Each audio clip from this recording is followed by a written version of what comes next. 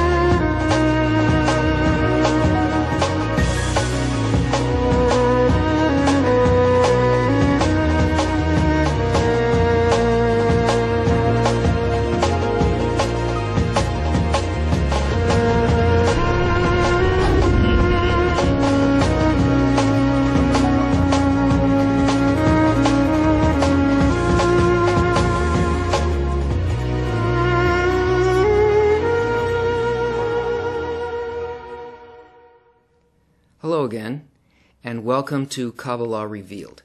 I'm Tony Kozenek. In our last lesson, we learned about the screen, Masach, the primary tool of attainment in the method of Kabbalah. And just to sum it up quickly, the screen is an intention to receive in order to bestow to the Creator. That is, that we create, the creature creates in itself a quality, a similar quality to the quality that surrounds it, an inner quality that has a similarity of form, an equivalence of form, with the property, the attribute of bestowal outside of it. That is, its act of receiving becomes an act of giving. And we also learned that all motion in the higher reality, in the spiritual worlds, happens only as a result of this law of equivalence of form. Now, we could imagine that this law of equivalence of form is some kind of mystical or magical thing, some kind of an innovation, a novelty. But it's not just something that was made up by the sages of Kabbalah. It really is a principle, a law that governs the whole universe, everything that we see. It exists in nature. It's simply that the sages are pointing out to us that this is the method by which we develop, we grow, we move, and can attain the goal of creation. In this lesson, we're going to look a little more closely at the law of equivalence of form. We'll do that by looking at an article written by Bala Salam. It's a piece of an article, actually. It comes from Matan Torah, or the giving of Torah, the giving of instruction by the light. And it's a section of it called the acting intelligence. What the Kabbalists said, that every person is obligated to comprehend the root of his soul, means that the creature's purpose, most desired and full of hope, is bonding with the Creator, as in the verse, and to bond with Him. And the sages interpret this as bonding with His attributes, just as He is compassionate, so you, and so on. He says here, every person is obligated to comprehend the root of his soul. In other words, it's not just that somebody makes a decision that they will bond with the root of their soul. It's that the entire system consists of a motion coming from the thought of creation, which moves a person to the point where they will comprehend the root of their soul. And the way in which the thought of creation, which is to create a creature and fill it with delight, the way it functions in the universe and in creation is expressed through the law of equivalence of form. That is, that all of nature works on this law. That there is a constant pressure in our environment and in every environment in the universe, and there is a constant force to equalize the inner pressure with the outer pressure and to come to a state of balance with it so that we come to a state of rest or comfort. And this is simply the law that is functioning all the time. You could think of Kabbalah as the physics of the spiritual world. And so it points this out to us so that we can begin to perceive it and to work with it. But this law functions in the natural universe as well. And we can look at it through natural sciences. For instance, astrophysicists tell us that the material universe was initiated by a huge explosion, the Big Bang. And from that point forward, all action within the universe is really a kind of an equalization of this force until it will find a state that is motionless. So all forces in the universe are working in such a way as to come into a balanced state. Now, in our world, this law is observed strictly, and we can see it on different levels of life, the different levels that exist in our world. For instance, in the inanimate level, we see that there is a movement of forces, tectonic plates, or the motion of weather, wind, and water, constantly seeking a kind of a balanced state with each other. And we see also the vegetative level obeys this law by absorbing things that it needs from light, which is outside of itself, through a kind of photoelectric process, chemical process, or the movement of minerals through it with a kind of an equalization of hydraulic forces that will move it through its stem and through its leaves. In the animate level, animals, you'll see movement of animals to areas where there's food and all of the appropriate things for their survival. If external forces and conditions change, there's a constant shifting so that they come into alignment with it. But on the human level, we don't keep this law of equivalence of form, because we don't live in an environment like the environment of the inanimate, vegetative, and animate level. These are already taken care of. These things are already perfected. They already work according to this law. And the human level, we are up against laws that we have no sense of, and we don't know how to observe these laws. So the human level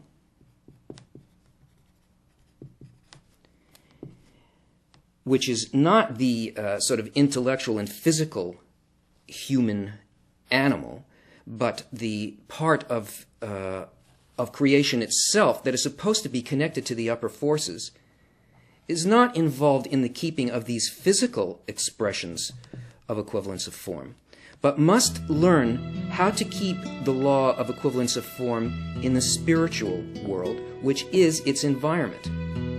Let's look at the environment that we actually do live in.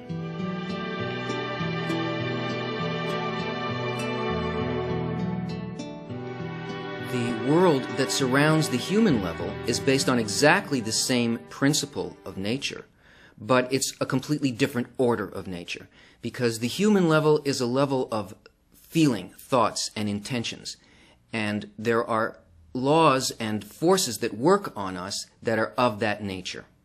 So here is the environment that we find ourselves in. There is a field of influence, and this field of influence is called the Creator. The Creator influences us by means of forces. And these forces are expressed as laws. That is, they're obligatory. They come to us from the Creator, and each one of these is one of 613 forces or laws. These laws are laws of love. They are laws of bestowal. They are intentions towards the creature. Here, in that field, is the creature. plus the other levels of life below the creature, levels 1, 2, and 3 that we spoke of earlier. Within the creature, there exist like pressure or forces that must equalize with the influence coming from the Creator. And these are called desires. There are 613 desires within the creature, the human level of the creature. And the law of equivalence of form means that the inner desire or pressure must equalize, that is, come to equivalence, form a balance with this desire that is related to this force from the Creator. And to the degree that we are unlike the forces, the 613 actual laws of nature for the human level, to the degree that we are not like it, we and all the levels of life below us suffer. Things go for the worse. To the degree that we equalize, that we succeed in finding equivalence of form and becoming the same thing as the intent behind that law, all of life, including the creature itself, finds a homeostasis. Man, the human level, finds a homeostasis within this field and achieves equivalence with it. Becomes like all of the 613 laws. Now, all of these laws that affect both the levels of life below us and the ones in relation to the man, if the creature can equalize with that, with the law of nature, he is also equalizing with the Creator himself. Because the Kabbalists tell us that the value in gematria between the word for nature, teva in Hebrew, and the word for God, Elohim, is 86, meaning they are the same thing. They apply both to the level of human and to every other level below man. Now, this may seem mechanical. It's a kind of mechanical explanation. But since we, as humans, don't really feel how our inner states affect the levels of life below us, nor really do we have to, all we need to be aware of is our feeling states and how they work in our relationship to the world around us, that is, to people around us, to situations, the situations of our life. And that's what the equalization of the inner pressure of the desire and the outer pressure of a law is really about. We learned that in the story of the guest and the host, that the way in which we can perceive what these laws are and to equalize with them is to be concerned not with the gift, that is, the event itself, but with the giver. What is the thought behind the event and the circumstances that we find ourselves in at any given time, and what is our attitude towards that? It seems like a very difficult thing to do, but that process of how we can sense that already exists in nature, and we merely have to learn to observe that, how that operates, and to do it.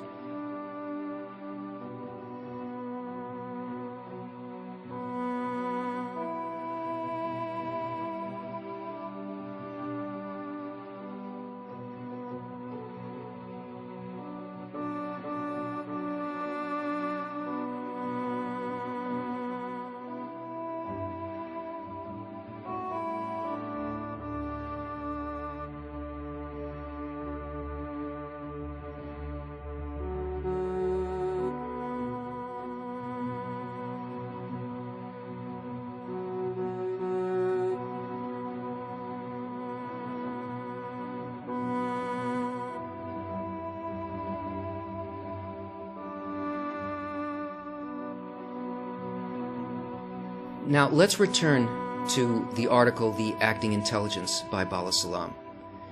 And as we read this, try to connect to the author's thought and to his feeling, but especially try to connect to the thought and feeling behind why he is expressing this to you. The Acting Intelligence. I will explain by way of an illustration. we observe that in every deed performed in the world, there adheres and remains in that deed the very mind which performed it, so that in the table we sense the mindful craft of the carpenter and his command of his craft, whether great or small. For at the time of his work he evaluated it with his knowledge and intelligence, so that one who examines that deed and thinks about the mind concealed therein realizes that it is from its inception bound up with the mind that made it. That is, they are in fact unified. We can see in everything that appears in this world that there is a thought behind it. It simply doesn't arise out of nothing. There is, in the world that we see before us, definitely craftsmen behind the objects. And we know from this physical example that the intention, that is the quality of the work, the care, what it is that was intended for our use, can be felt even in the simplest things. It's what we call quality. It is a sensation, not that this is an expensive or simply a beautiful object, but that if you really look at it, what you are sensing is the intention behind that thing. The quality of the mind, the quality of the desire to give an object or a circumstance of beauty to us. And we may look at a physical object and perhaps we will be blinded by its opaque quality. But to the degree that we desire to feel and know and become like that thing behind it, that is, I want to know what my friend's experience was. I want to know what the artist meant by this. I want to feel the message that is really intended in this. If I just take the object as it is, I can't understand anything. But if I look at the object, I can feel the mind of the artist, of the craftsman. Now, I'm skipping here. And he goes on to say, and therefore when someone thinks about his friend's performance and he comprehends the intelligence that he exercised in that performance, then both are equally involved in one power and intelligence. They are now in fact unified like a man who chances upon his beloved friend in the market and embraces and kisses him, and to draw them apart is impossible on account of the great bond between them. In other words, if the person who perceives this thought behind the giving is in contact with the thought, he is in contact with precisely the same point of origin out of which the object and the intention behind it emerged. And he's bonded with his friend behind the object, behind the event. That is, I understand what the artist meant by this. I feel the idea conveyed to me, not at a distance, but I'm bonded with that idea. I am one with the mind of the one who intended it. And therefore, generally speaking, that aspect of intelligence of which we speak is the power and the intelligence which is found between the Creator and the creatures. It is the intermediary between the Creator and the creature. That is, he emanated one spark of intelligence by which all returns to him. All these things that are presented to us as physical occurrences, as inner feelings, as sensations, as desires, as fulfillments, all of these things that appear to be outside of us are actually the mind of the Creator, that is, the thought of the Creator conveyed to us on the level on which we can accept it. And if our desire is to understand why this was given, the quality of love behind what is given, then we bond with that intermediary and the light. This is the intelligence emanating from the source. And recall the verse, all of them you made with wisdom. That is, he created the whole universe with his wisdom, that is, with this thought, and therefore he who merits to comprehend the ways in which he created the universe and its order surely bonds with the intelligence of him who caused them, and thus he bonds with the blessed Creator. The acts of the Creator are not the physical things. Remember, the environment that the human lives in is not the environment of physical acts, which is already perfectly in balance with the laws of nature. The environment of the human is the thought of the Creator. And this is what a person can connect with. They can connect with the cause. And the bonding with it is simply to enter into the same thought and the same intention. Once this begins to happen, we are no longer separated in an external world, in a physical world, but we are connected with that point that emanates everything into this world. And this is done through a relationship with the Creator. It's like a relationship with a lover, with a beloved, in the sense that when you love somebody, you want them to know who you are. You write them little notes. You show them what you enjoy. You express your thought to them so that the bonding with your beloved will be on the level not simply of the physical, but beyond that, in the intangible place that we feel as love. So these constant events that evolve in our lives are like notes of love, a beckoning on the part of the Creator to come to Him. And our desire to respond to that call is likewise from a place and a feeling to want to know our beloved in that way. And this is the secret of the Torah.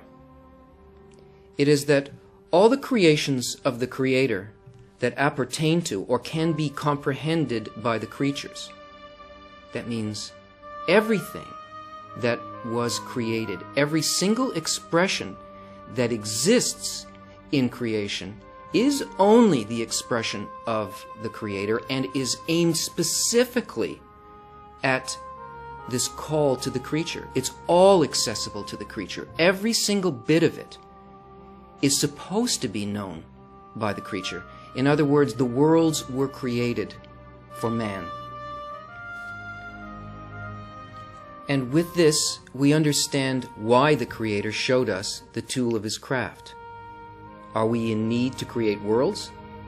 Rather, from what we said above, it is clear that the Creator showed us His orders so that we would know how to bond with Him, which is the fulfillment of to bond with His attributes. Why does an artist show us his work? It is so his perception, his inner feeling, and his attitude will be accessible to us. And though right now we don't understand how worlds are created, through the connection with the thought of the Creator, we can rise to know all of His laws, all of the ways in which everything that we see before us comes about. That is, why it's there, for what purpose it's there. And this reciprocal sensation of thought and intention is the way in which the law of equivalence of form is expressed on the human level. It's the balance between the inner desire to know, to be filled with pleasure, and the actual pleasure that exists, the only pleasure that exists, which is the knowledge of the thought of the Creator. And this system is built perfectly to create the desire that will allow a person to come into this balance. Join us again.